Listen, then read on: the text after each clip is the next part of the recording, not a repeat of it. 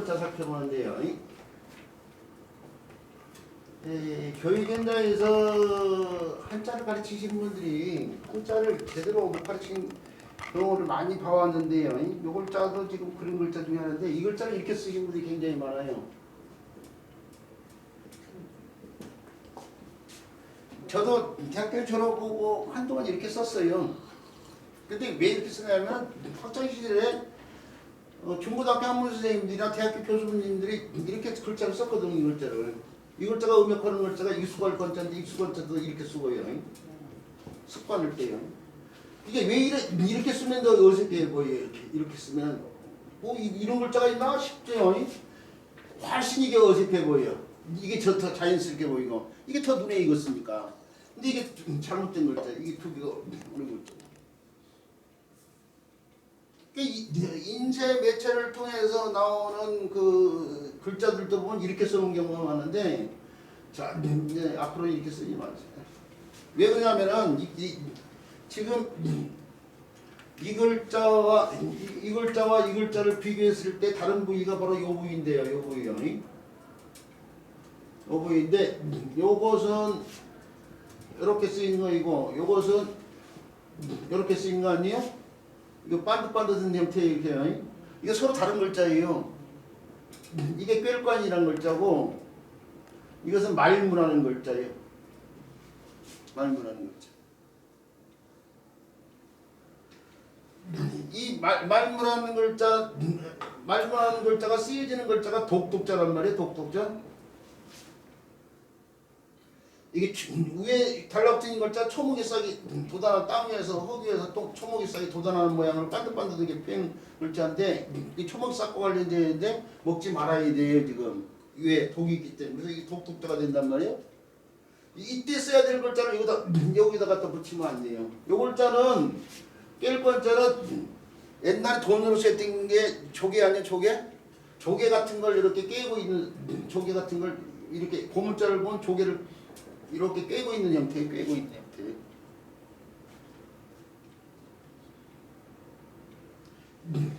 꿰고 있는 그 조개 일부만 간단하게 펴는 글자로 생각하면 돼. 이게 그대로 보면 조개 돈으로 쓰이는 자폐요. 돈으로 쓰였던 조개를 대신하는 게 엽전 아니에요? 엽전을 이렇게 깰 수도 있는데 거기서 나온 글자가 바로 이 글자고 그대로면서 밑변이 좀 넓어야 안정된 형태가 되니까 오늘날 이렇게 쓰였는데 이 글자도 깰 글자예요. 이 글자를 변형시킨 글자로 보면 돼요. 깰 글자. 이게 조개를 꿰는 거이고 돈으로 쓰던 조개를 꿰는 거이고 이것은 돈을 대신해서 조개를 대신한 돈이 엽전 같은 경우인데 엽전 같은 걸 꿰고 있다고 생각하시면 돼요. 그래서 여기서 정의화된 글자는 이 글자고 그걸 달리 펴있는 글자가 바로 이 글자인데 두 개가 다 꿰 글자, 꿰뚫을 글자라는 거예요. 이게. 그렇죠. 이게 땅 이름으로 우리나라에서는 근데 땅 이름으로 쓰이면서 곧 그렇죠. 장기고 장상고 들 때 쓰이는 호미고 들 때 쓰이는 곳으로 쓰이고 꿰뚫었기 때문에 뚫는다는 뚫을 천자를 대신하게 돼요. 뚫을 천자. 뚫는다는 뚫을 천자를 대신하기도 하는데 꼬치구이가 이게 뚫은 거냐. 그래서 중국 음식 가운데 꼬치구이, 양꼬치구이 같은 거 파시는 그 장사하는 곳에 가고 이 글자를 많이 볼 수 있어요. 간판 같은데. 그럼 그거를 천으로 읽어야 돼. 우리말로는 천이고 이제 중국 발음으로 이제 아니 양으로 읽어. 양꼬치지. 그러니까 추와 천은 중국 발음으로 조금 달리 들리게 불리겠죠. 그게 다 그런 거예요. 근데 우리는 요 글자를 관 아니면 고세로 쓰이고 있어요. 관 아니면 고세로 쓰이는데 이걸 관으로 알아야 될 이유가 요 글자에다가 마음심자를 붙이는 순간 요 글자 관이 환으로 바뀌면서 마음속으로 근심한다고 해서 근심한자 아니에요? 이제 근심한자 설명을 하면은 이게 껄껄자라는 걸 알고 있어야 되는 상황이야. 그 다음에 잘 알다시피 포항에 가면 홈이거든요. 범꼬리처럼 땅이 바다 쪽으로 툭 튀어나온 부분을 갖다 홈이곳이라고 하잖아요. 그때 쓰는 글자죠. 이때는 곧이요. 곧. 이 곧을 갖다가 제주도 가면 고지라고 그래요. 고지. 그래서 제주도는 섭지고지 이런 데가 뭐예요? 바다 쪽에서 툭 튀어나온 툭 튀어나온 부분만 호미곶처럼 우리나라 지도를 그릴 때 이렇게 지도를 그릴 때 여기 툭 튀어나온 부분 이게 여기에 툭 튀어나온 게 장산곳이잖아요. 여기 장산곳, 호미곶, 제주도의 섭지고지 이런 것들이 다 고춧가 관련돼 있어요. 근데 어쨌든 간에 지금 꿰관자는 조개 같은 걸 갖다가요, 옛날 돈으로 쓴 조개 같은 걸 갖다가 원래 붕이라는 것이 이렇게 조개 5개를 양쪽으로 묶은 데서 나온 글자거든. 이게 조개 같은 것이 이 붕이라는 법붕이라는 글자가 원래 조개 이 2개를 묶으면서 나온 글자거든. 이게 이 그럴 때 그 일부를 빼는 글자라고 생각하시면 돼요. 자, 그래서 이참에요. 이참에 이 꿰관 요 글자요. 꿰관자가 반드시 써야 될 글자라는 걸 반드시 써야 될 글자라는 걸 알아두셔야 되고요. 말문자하고 구분을 해서 써야 되는데 요 글자는 호재로면서요. 그 뜻을 좀 더 분명히 해서 아까 뭐예요? 조개를 깼다고 했잖아요. 그렇죠? 그러니까 조개를 갖다가 한 번 더 붙이면 같은 글자예요. 요 글자가 조개 같은 걸 깨고 있는 형태에서 나온 글자이기 때문에 조개자를 한 번 더 붙여서 이렇게 쓰는데 같은 깰 관자라고 깰 관자.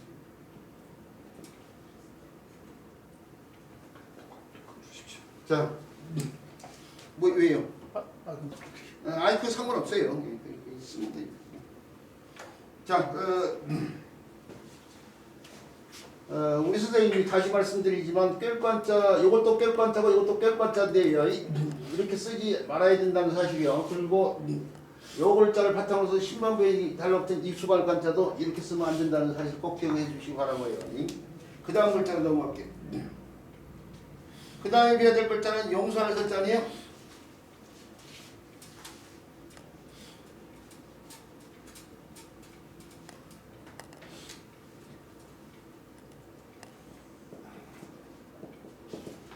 자, 분석을 해보면은 2개 일단 자수로 이렇게 나눠줄 수 있고 그리고 또 요 글자도 다시 분석해보면 계집년자고 입구자고 합쳐진 글자죠. 최근에 다른 곳에서 수업 보면서 받은 질문인데 이걸 계집녀 하지 않고 여자 여자로 하면 어떠냐 뭐 하는 얘기들을 받았는데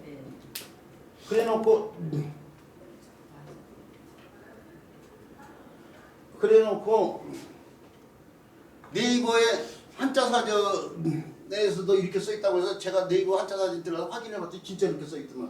이렇게 표기돼 있더만. 근데 그분한테도 이런 질문하신 분한테도 얘기했지만은 참 이게 무책임하게 표기한 거예요. 이게 사실은 이 말이라는 것이 한 나라의 말이라는 게 나 혼자만 쓰는 게 아니고 나 국민 전체가 쓰고 국민 전체가 서로 소통이 되려면은 약속에 의해서 쓰이는 거 아니에요?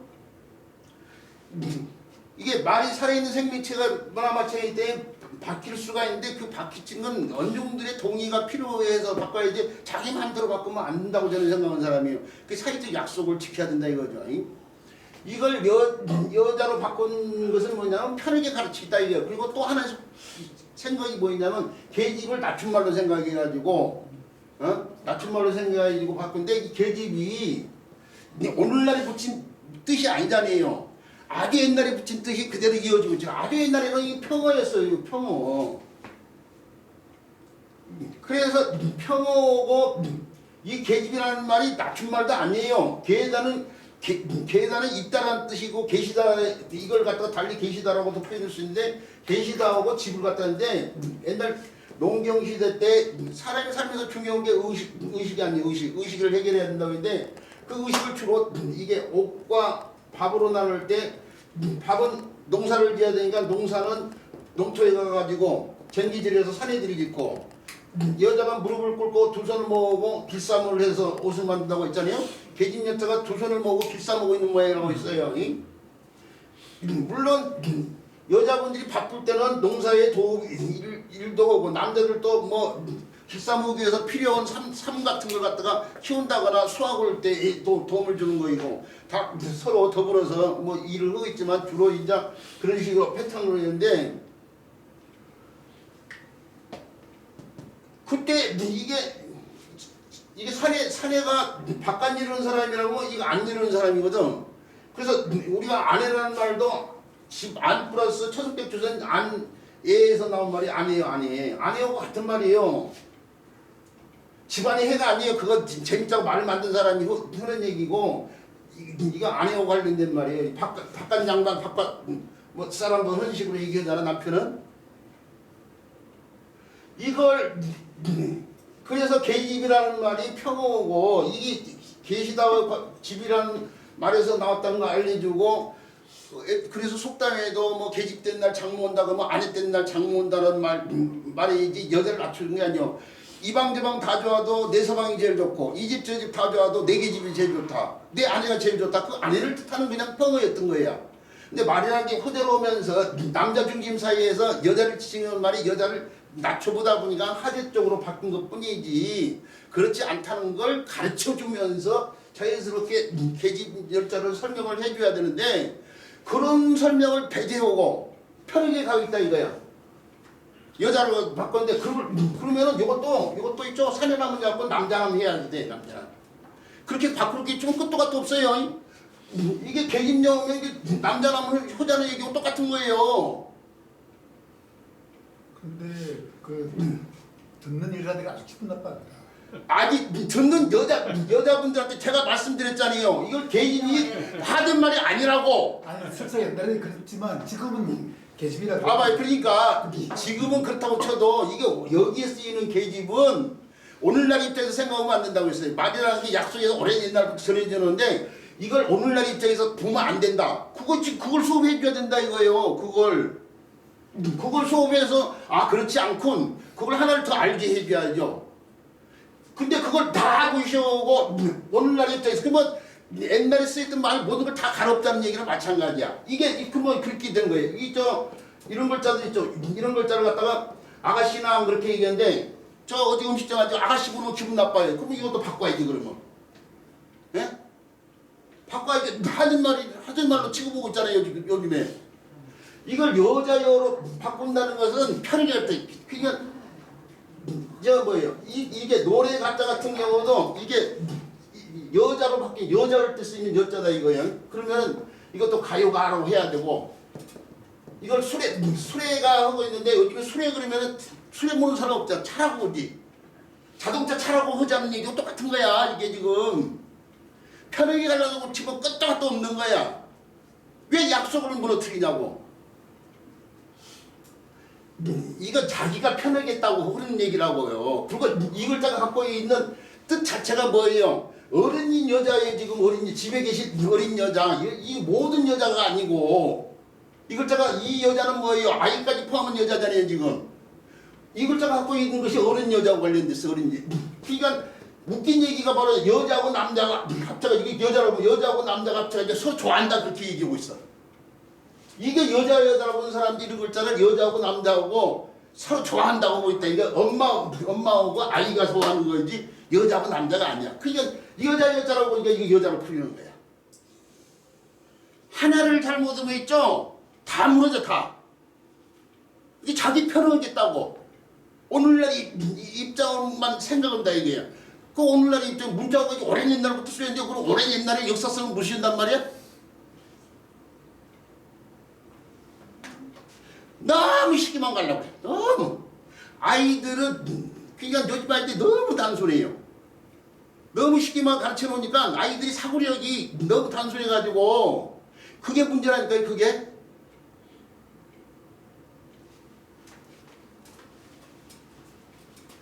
제발 그 엉터리 같은 짓 좀 안 했으면 좋겠어요. 시기만 간다고 쉽게 자기 쉽게 설명. 그 여자가 보면 더 이상 설명 안 해도 되거든. 계집이 무슨 말인지 어떻게 이루어진 말인지 그거 설명하지 않겠다는 얘기야.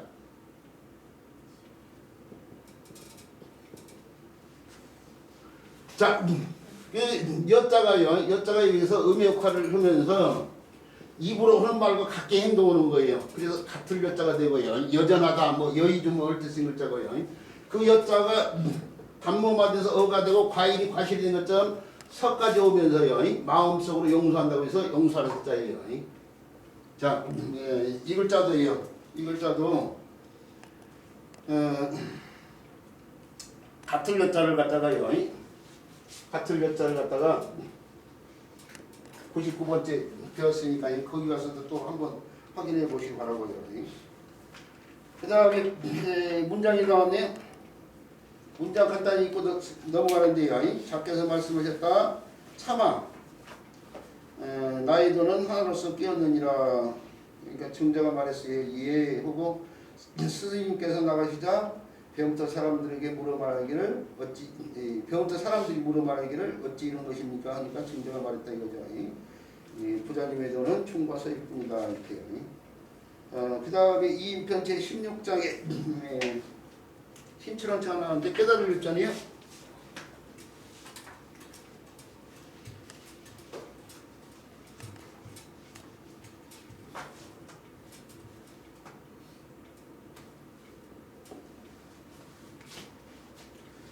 깨달을 자는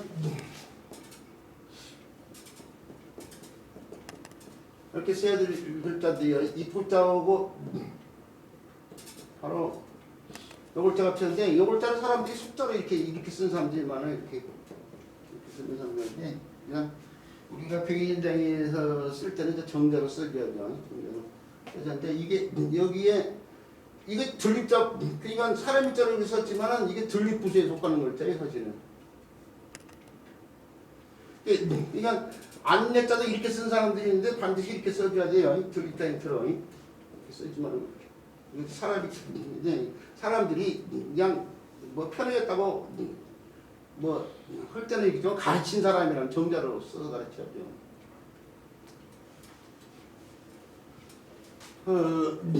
이게 원래 병 나을 유자 이게 병 나을 유자예요.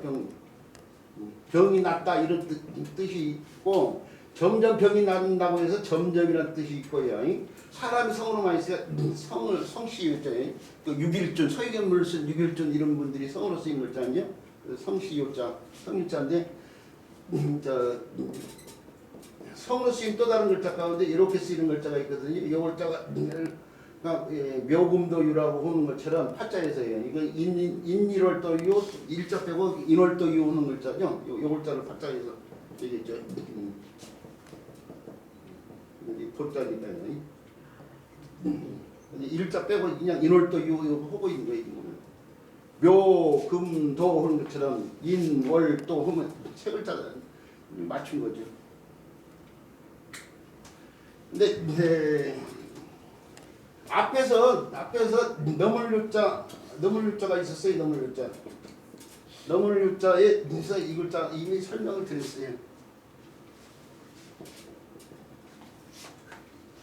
근데 진짜 그래서 다시 설명을 드려야 되는데요. 이 글자 옛날 글자가 이런 식으로 표현됐어요. 이런 식으로.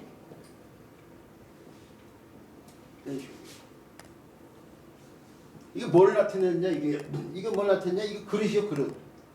우리가 알고 있는 그릇 명자를 약간 변형시켰다고 생각하시면 돼요.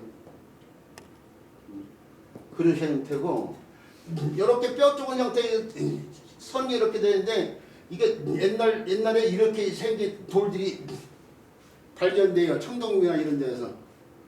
이게 뭐이냐면 평석이라는 건데요. 평석이라는 건데 이게 평자가 돌침 편이라는 거죠. 돌침 편. 돌로 이루어진 침이에요. 돌로 이루어진 침. 이 뼈 쪽은 요 부위 같은 걸로 절단 같은 거겠죠. 이게 흑요석 같은 걸로 만들면죠.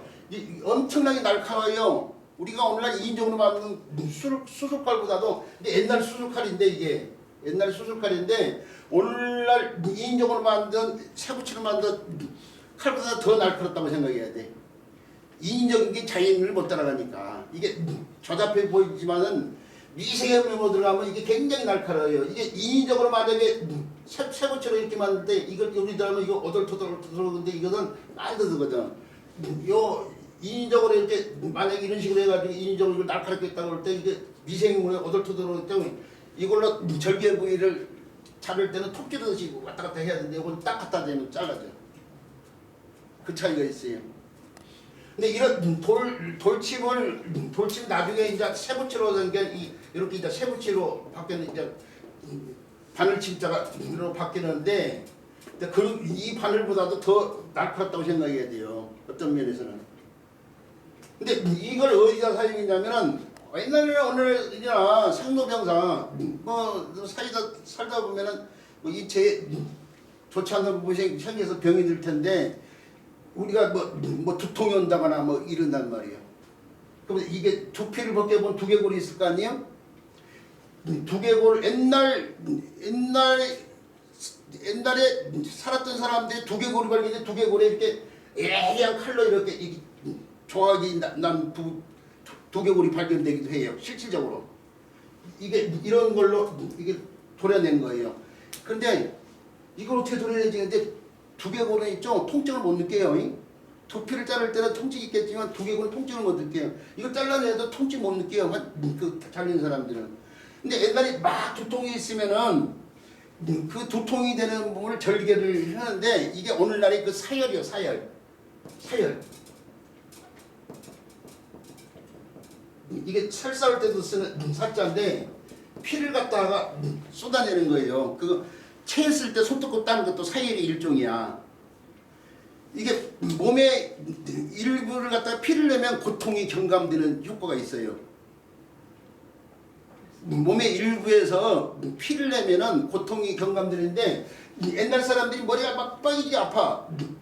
그러면 이런 평석 같은 걸로 이게 두개골을 절단하면 그게 사회의 효과가 있었는데 이제 그건 그냥 그 사람한테 물어봐야겠지만 하여튼간 그런 식으로 치료를 했어요. 그럴 때 사용되는 평석이에요. 평석.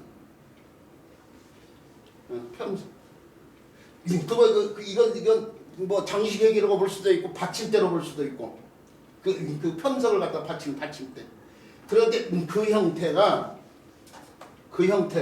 호전하면서 그래서 형태는 달을 다니고 육달을 다니 이렇게 쓰고 그 다음에 여기 평석의 뾰족한 부분이 바로 이렇게 바뀌고 그 다음에 그 평석의 일부요 길쭉한 부분하고 받침대로 또는 장식이 되는 부분 이렇게 돼서 그것이 바로 이 올자가 됐는데 이게 평석이라는 것이 병이 치료하는 도구라며 병을 낫게 하는 도구란 말이에요. 치료하는 도구. 병이 낫다.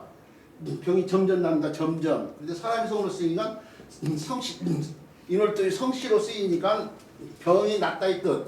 또는 점점의 뜻으로 쓰이니까 병이 낫다의 뜻은 다시 병불력자를 붙인단 말이에요. 자기 뜻을 점점이나 성의 뜻으로 주로 쓰라고 하고 자기는 어떻게 돼요? 이렇게 병불력자를 붙여서 이게 병이 낫다 뜻이 되고 또는 병이 들었기 때문에 병이 낫는 거 아니에요. 그러죠? 그래서 병들다 그런 뜻도 있어요. 이게 병들다. 한자는 서로 반대의 뜻이잖아요. 그러죠?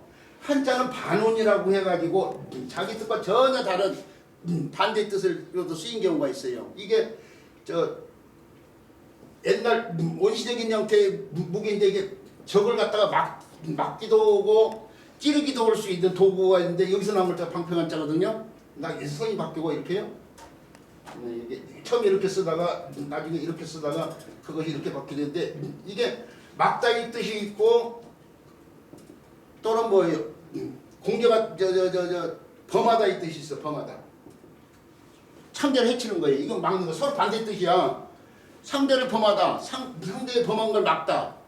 그래서 난간을 때 쓰이는 간은 막다의 뜻이고 간섭하다 올 때 쓰이는 글자는 범하다의 뜻이야.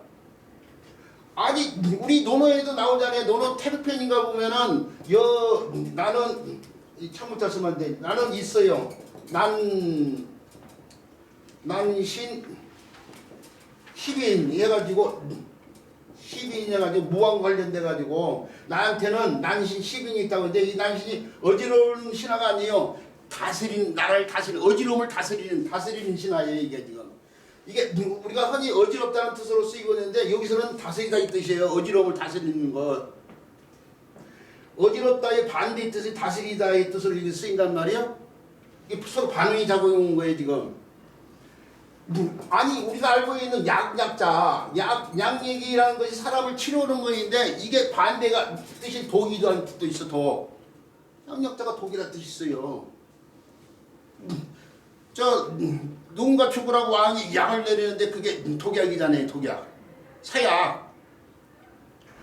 약이라는 것이 있죠. 옛날 사람들이 있죠. 이게 풀이잖아요. 풀 관련됐잖아요. 풍류 악자가 약이 되면서 풀 관련돼서 약이라는 뜻이 나왔잖아.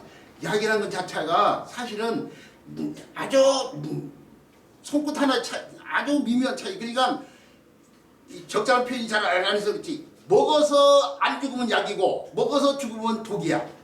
똑같은 걸 넣고도 그 차이야. 그 차이. 옛날 사람들 어떤 식물을 뜯어 먹었어. 근데 그 안 죽으면 그 약이야. 근데 죽어 그러면 그 독이야. 똑같은 걸 넣고도 그렇게 되는 거예요. 항생이죠. 그런 게.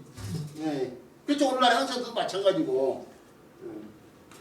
자, 그래서 이렇게 반운이 왜 이게 병이 났다고 왜 반대 뜻이 있는지 알겠죠? 후대로 오면서 다시 이렇게요. 음역걸자를 갖다가요. 이렇게 망시자가 잘라서 병날 이것도 병날 육자 기도 흥글자 얘기예요. 유쾌하다는 뜻이 유자도 되지만 병이 나와서 마음이 좋아진다는 의미예요. 그래서 이렇게 바꿔 쓰기도 해요. 같은 글자.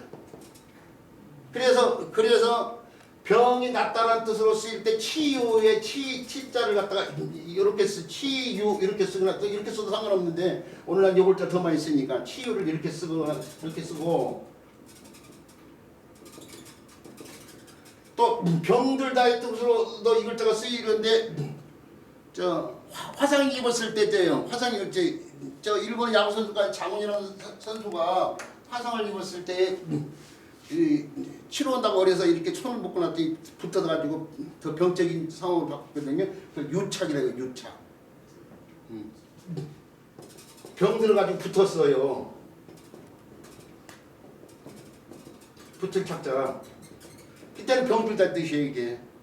이거 병이 났다는 뜻이고 병 들다는 뜻이고 같은 반응이 작용해가지고.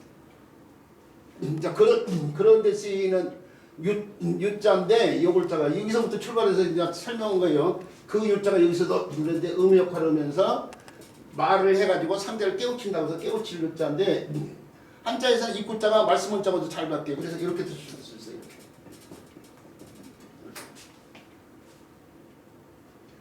이 글자하고 말씀 문자하고 서로 교환이 될 수도 있어요. 이렇게 쓸 수도 있어요. 비유한다 뭐 할 때 쓴 글자. 환유법, 직유법 뭐 할 때 쓰는 유자. 자, 깨달을 유자, 깨우칠 유자예요. 이 정도로만 하고요. 그 다음 글자로 넘어갈게요. 근데 그러고 나서 보니까 또 문장이 나왔네요. 자, 문장 간단히 읽고 넘어갈게요. 자께서 말씀하셨다.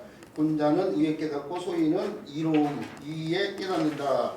다음 구절이 있고요. 그 다음에 배워야 될 글자는 2인편 제17장의 신출한자인 안내자네요. 나 지금 가지고 밑으로 떠야 되니?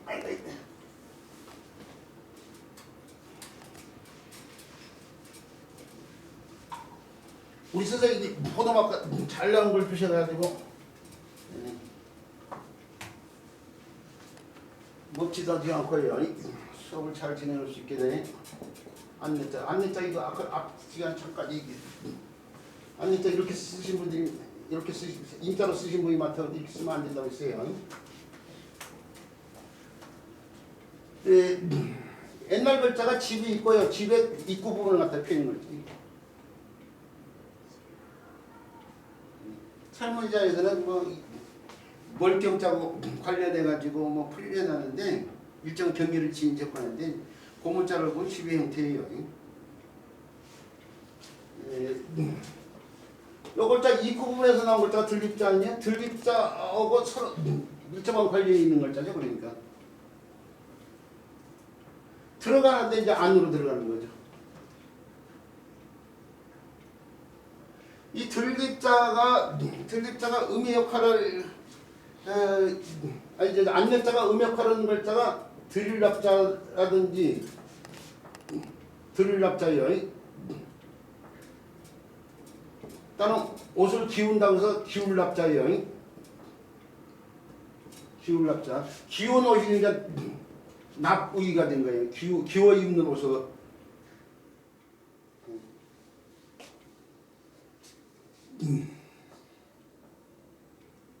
이 스님들이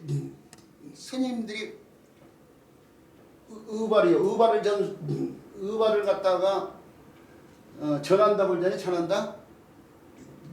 후계 스님들한테 의발을 전한다고 할 때 의가 바로 스님들이 있는 옷이고 발이 그릇과 관련돼 있잖아요. 발이 발자.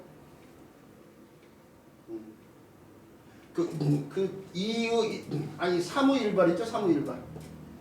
사무일발인데 옷 세 벌을 오고 하나의 밥그릇과 관련돼 있어요. 한 벌의 밥그릇이죠. 한 벌에.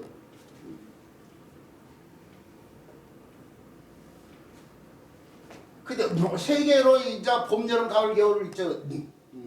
추울 때는 다 입고 더울 때는 하나만 입고 여름하고 봄하고 뭐 가을에는 또 뭐 두 개만 입고 뭐 이런 식으로 해서 세 개를 이어오는 거야. 1년 내내. 근데 세 벌로 1년을 버티려고 하면 옷이 떨어지면 이제 기워 입어야 돼. 그게 나비죠. 나비.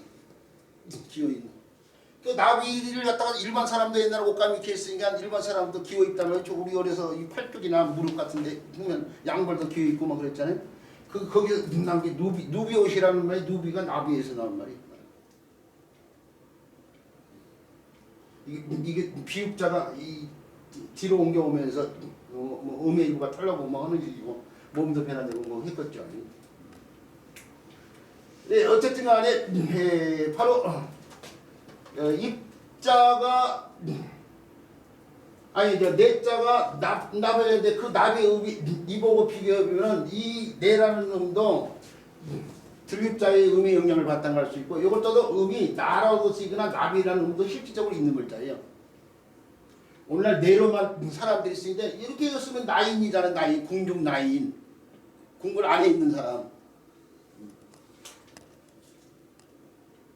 그 차로 음이 관련이 있는 거예요. 세 글자가 다. 안내자, 들립자, 기울납자가 다 음이 서로 관련이 있는 거예요. 자, 그런 글자의 안내자 기억을 해주시기 바라고요. 그러고 나니까 이 변체 10장에도 신출한자가 이 안내자밖에 없기 때문에 안내자만 설명을 드리는데 문장을 간단히 읽고 넘어가도록 할게요. 작가에서 말씀하셨다. 어진 일을 보면 그와 같기를 생각하며 어질지 않은 일을 보면 안으로 스스로 살펴야 한다. 해서 뭐 이것도요. 지금 문장이 짧아요. 전부 다. 그래서 신출한자도 많지 않은 데다가 또 문장 풀이를 갖다가요. 신출한자를 통해서 살펴보면 크게 어렵지 않을 거라고 생각하고요. 그 다음에 이 변체 18장에 몇 기자 살펴보도록 할까요?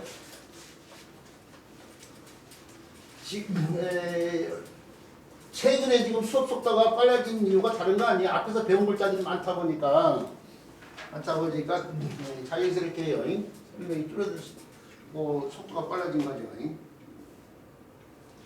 그 다음에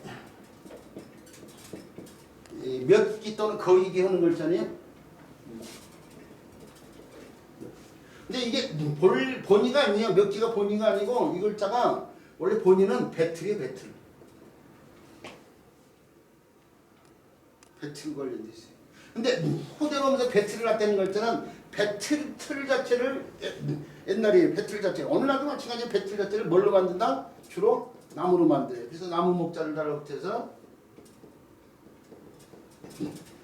이게 배틀기자고 이 배틀로 옷감을 만드는 것처럼 어떤 물건을 만드는 틀 관련돼서 틀기 또는 기대기 하는 글자죠.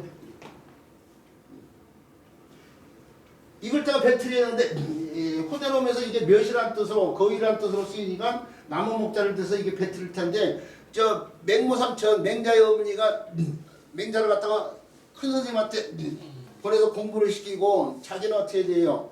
배틀에 앉아서 옷감을 짜고 있는데 하루는 맹자가 돌아왔잖아요. 공부 도중에 맹자 어머니가 어떻게 돼요? 배틀에 앉았다가 배틀에 옷감을 갖다 자른단 말이에요. 맹자가 깜짝 놀라가지고 어머니 왜 그러시냐니까 네가 공부다 도중에 온 것은 내가 옷감을 짜다가 옷감을 자른 것하고 똑같다 이거예요. 그래서 맹자를 교육시킨 것이 단기지게 아니에요. 단기지게. 그렇죠? 단기 지개. 그때 개자를 단기의 기자를 읽을 줄 알았는데 그때 뜻이 배틀이라는 거예요. 배틀. 근데 이 배틀이 본래는 아무 목자 없이 이렇게 쓰였는데 이게 실타래가 여러 개 있고 이게 창과자처럼 올려 쓰이겠지만 배틀의 틀로 생각해야 돼요. 그다음에 사람이 있는 거예요 지금.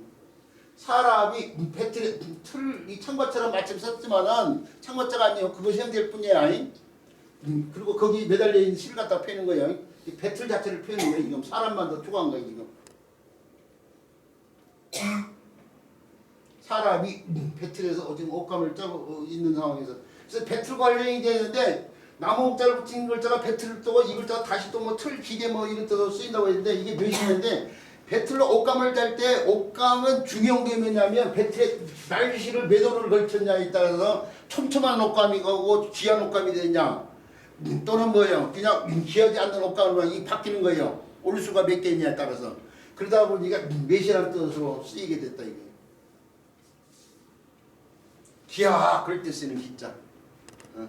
기십년 뭐 할 때 쓰는 거잖아요. 몇십 년 된다 이거죠. 그럴 때 쓰는 기자로서 이 글자가 쓰인다는 사실 알아두시고요. 이 글자가 다른 글자 구성의 도움 중에서 의미 역할을 하는 글자로서 이게 이 글자는 두 개에서 밀접한 관련이 있어요. 분화된 나온 글자죠. 이 글자는요. 그 외에 이런 글자에서도 의미 역할을 하는데 이때는 몇 기자가 음역만 영향을 주고 있는 거예요. 기는 긴데 못 먹어서 줄인다고 해서 줄일 기자예요. 기하선상이 헤매다 허기기다 뭐 할 때 쓴 글자예요.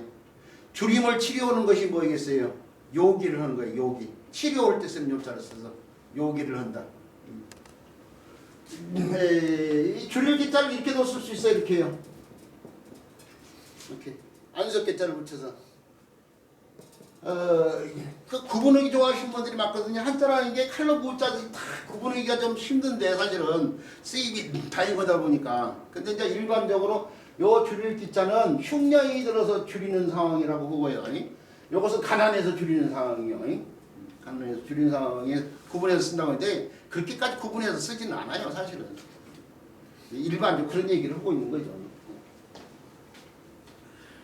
그 다음에 몇 기자가 음역하는 글자 가운데 또 기억을 해줘야 될 글자 나무랄 기자가 있네요. 말씀을자로 말로써 나무라는 거죠. 옛날 포도청에 기찰 포교들이 있었단 말이에요. 돌아다니면서 나쁜 짓 하는 사람들 뭐라고 해야 될 사람들 아니야? 기찰 포교들. 조선시대 때 포도청에 있는 군관들이요. 기찰 포교들 뭐 할 때 쓴 글자고 사극 같은 데 보면 나를 기롱하는 것이냐 뭐 할 때에 그 기자가 바로 이 기자죠. 네가 감히 나를 갖다 꾸짖고 조롱하는 하는 것이냐 뭐 그런 말이겠죠. 그 다음에 기로 쓰이는 글자인데 요게 몇 기자인데 사람 기자를 생략한 대신에 밭자를 쓴 글자 있어요. 이 밭이 임금님 관나라에 둔 밭이었어요. 우리나라 전체를 갖다가 조선시대라고 치면 전체를 왕이 다 다스릴 수 있는 그 중심에 있는 게 경이에요. 서울이고 그 서울 주변에 중국 법도 있다면 사방 500리. 그러니까 이쪽으로 좌측으로 500리, 남쪽, 북쪽, 서쪽 500리니까 전체로 따지면 천리가 되는 거야. 그래서 경기천리 뭐 이런 말들이 나오는데 그 땅과 관련됐어요. 그 임금님 관할에 둔 농토와 관련됐어요. 그 서울 주변에 이 기자 기 그때 쓰이는 경기 기자예요. 경기 기자.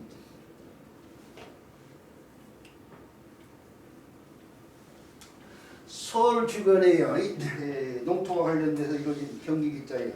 중국 법도에 따르면 사방 천리인데 우리나라 땅이 넓지 않으니까 그렇게 되지 않죠. 그 경기 기자가 기억하시기 바라고요. 그러고 나니까 마찬가지로 문장이 나오는데 문장 읽어보고 넘어갈게요. 그냥 사께서 말씀하셨다. 부모 섬기면은 조용히 간해하니 뜻이 따르지 않을 보거든 더 공경하여 부모의 뜻을 어기지 않으며 수고로워도 원망하지 않아야 된다. 라는 구절인 거예요. 당연하지 이기가 실려있네요. 그 다음에 배워야 될 것처럼 2인편 제19장에 신출한 자인 논리자 살펴봐야 되네요.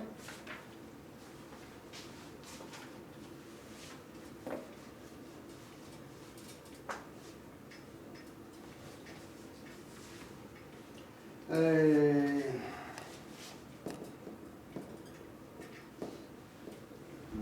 놀유자 또는 논일류 하는 글자죠. 이 글자도 분석을 해보면 두 개의 자서로 분석이 되는데 요 글자하고 요 글자가 합쳐져 있고요. 요 글자는 다시 더 분석을 했는데 요 글자하고 요 글자가 합쳐진 글자죠. 근데 요 글자는 더 분석할 수가 없어요. 모방자고 사람자로 분석할 수가 없어요. 하나의 글자예요. 하나의 글자. 떨어뜨려서 이게 모방자하고 사람자처럼 보이지만 원래는 한 몸의 글자예요. 한 몸의 글자인데 이 글자 고물자가 이렇게 표현됐어요. 이렇게. 깃대, 이거 깃대를 갖다가 표현했고 이 깃발을 갖다가 표현했어요.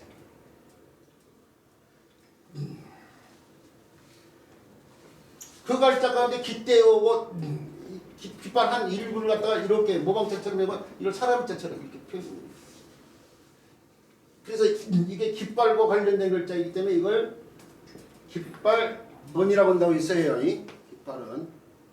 이 깃발언 자를 알아야만이 우리가 많이 쓰고 있던 결의족자 이런 글자를 설명할 수 있는 거예요. 결의족자. 결의족자의 이 깃발언자. 결의족자를 분석해 보면 요 글자하고 요 글자가 합쳐져 있는데 이게 깃발언자라고 이 깃발언자. 깃발 아래 무기가 이렇게 놓이는 게요. 화살과 관련 무기가 이렇게 놓여져 있는 게 무기. 이거 깃발이고 이건 화살 같은 무기인데 이게 결의족자는 뭐냐면 최소의 전투자리라고 생각해야 돼요. 원래 서로 뭉쳐서 싸울 수 있는 최소의 전투자리예요. 원래 사람의 삶에서 가장 중요한 게 먹는 거예요. 사실은. 예? 먹는 것이 하늘이잖아요. 민의식전. 그 옛날 사람들이 먹어야 되는데 먹는 것까지 중요한 것이 동물성 단백질이 되는 사냥감들 아니에요? 누군가 사냥으로 나가가지고 토끼 한 마리를 잡는데 나만 먹은 게 아니야. 다른 집에서도 봤어. 그리고 그 하나를 놓고 싸우는 거야. 오늘날 골목에서 아이들이 이쪽 집안의 아이하고 저쪽 집안의 아이가 싸우면은 그 둘이 싸우면 어떻게 돼? 양쪽에 형 누나들이 나가서 같이 싸우고 나중에 부모끼리도 싸우고 집안 싸우면 되잖아. 그러잖아요? 로미오 줄리엣처럼. 이게 원래 사람의 삶이라는 것이 이 먹는 걸 해결하는 것이 사람에서 가장 중요한데 그 중요한 먹거리를 놓고 뭉치아들 한 전투단이와 관련있다고 봐야 돼. 결의적으로. 한 깃발 아래 뭉친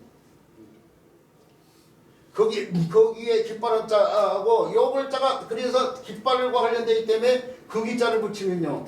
그 기자를 보면 기는 기인데 깃발 기자가 되는 거 이거 태극기 할 때 쓰는. 예.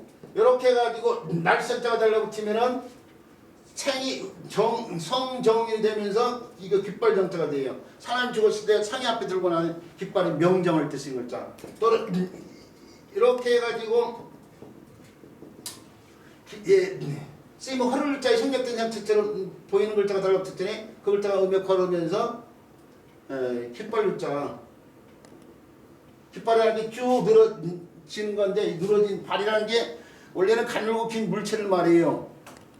발을 들이오다. 가늘고 긴 물체를 말한다고. 이게 멸루가 넣을 때 쓰는 글자. 이렇게 가늘고 길다는 것들이 이렇게 구슬이 조용조용 해가지고요.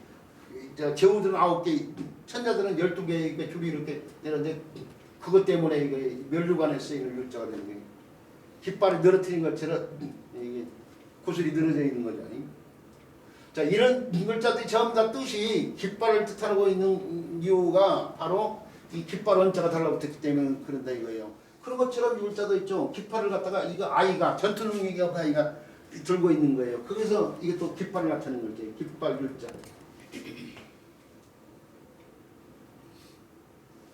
이 깃발 글자가 음의 역할하는 글자가 오는데 헤엄칠 글자가 있어요. 물에서 헤엄친다고 해서. 저 우주 공간에서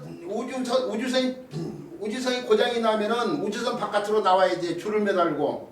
그래가지고 마치 우주 공간에서 무중력 상태가 헤엄을 치듯이 돌아다녀야 돼. 그걸 우주 유형이라고 그래요. 우주 유형. 그럴 때 쓰는 글자가 깃발 글자예요. 아니 헤엄칠 글자예요. 근데 이 헤엄칠 있잖아. 230번에 한 번 나왔어요. 그래서 지금 두 번째 배우고 있는 거예요. 지금 이게 놀렸잖아.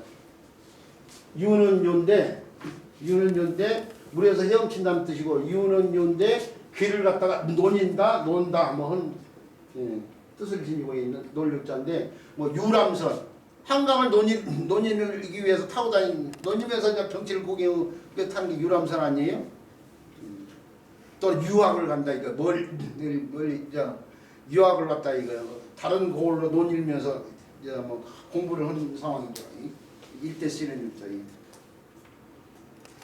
자, 그래서요 그렇게 해서요 놀자에 대한 설명 마치도록 하고요. 자, 논류자를 끝내고 나니까 막바로 또 이것도요. 그러니까 굉장히 지금 속도가 빨라졌다니까요.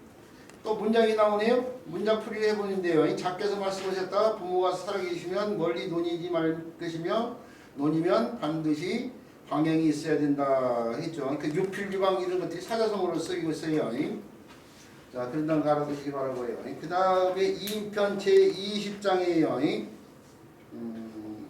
신출한자가 없어요. 이 2편 제20장의 글자도 한 15글자 정도 되는 것 같은데요. 그 글자들이 다 앞에서 배웠다는 얘기죠. 그래서 문장을 잠깐 읽고만 넘어간대요. 작게서 말씀하셨다. 3년간 아버지의 도를 고침이 없어야 가히 혈아 이를만 하다 라고 되어 있죠. 자, 일단 알아두시고 그 다음에 2인편 제21장의 기풀이자 살펴보도록 할까요? 쉬었다가 그저고요? 한 글자 더 있으면 좋았는데 알았어요. 아이고.